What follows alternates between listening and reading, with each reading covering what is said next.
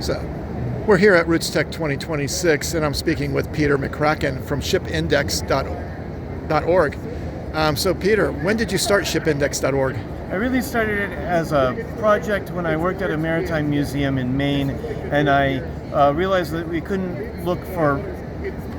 visitors couldn't look at every book in the collection to look for information about specific vessels. A couple of years after that, I was working at the University of Washington in the library there, and that's when I really started creating it. I took a break and then did some other things for a while, and I came back to it and turned it into a company in 2007. Okay. 2009. 2009. Okay, so it's been around for a while. It has been around for a while. I last came to RootsTech 10 years ago. Okay.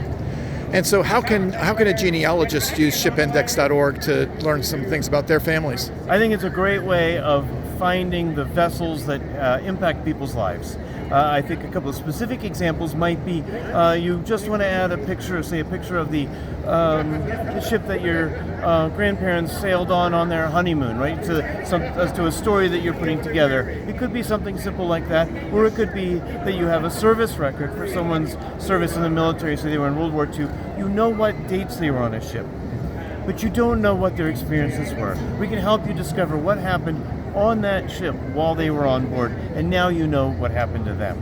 Okay. You can also research the vessel that your ancestors emigrated on. When you know that vessel, through the site you might be able to discover a diary or a logbook that was kept by someone who was on the same voyage. And they probably won't mention your ancestors. Though what if they did? Wouldn't that be incredible? But even if they don't, it gives you a sense of what happened to your ancestors when they were on that voyage too. Yeah, and I know I've used ShipIndex for a long time. I've done some research on some of the ships that my ancestors came over on and some of the other people that I know.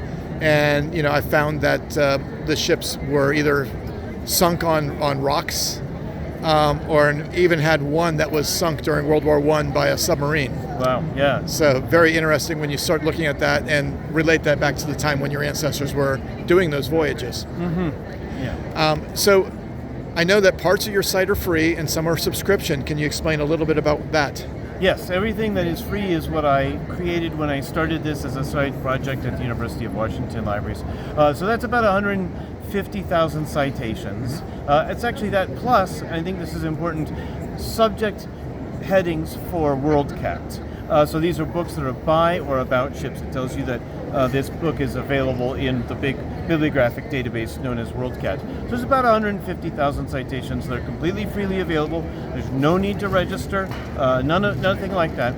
And then we have in the subscription database is 3.8 million citations, something like that. It's very inexpensive. It's $7.50 for 2 weeks of access, up to $80 for a year. Also, libraries offer access to it as well, so if you may find it at a library near you as well. Okay. Do you have any aspirational goals for this site and for your project? I have so many things that I want to be doing with this site.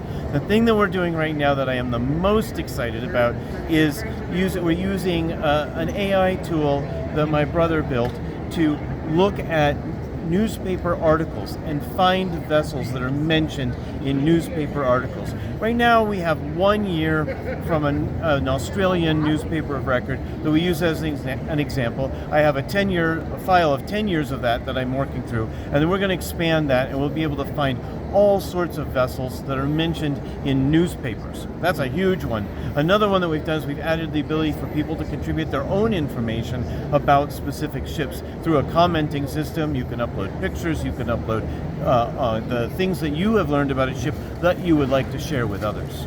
Okay. Well, thank you for taking your time out. I know RootsTech is busy. It's been and very busy. I hope that the viewers will take a look at shipindex.org and see if they can find their ships. Great. Thanks a lot for your time. Okay. Thank you very much.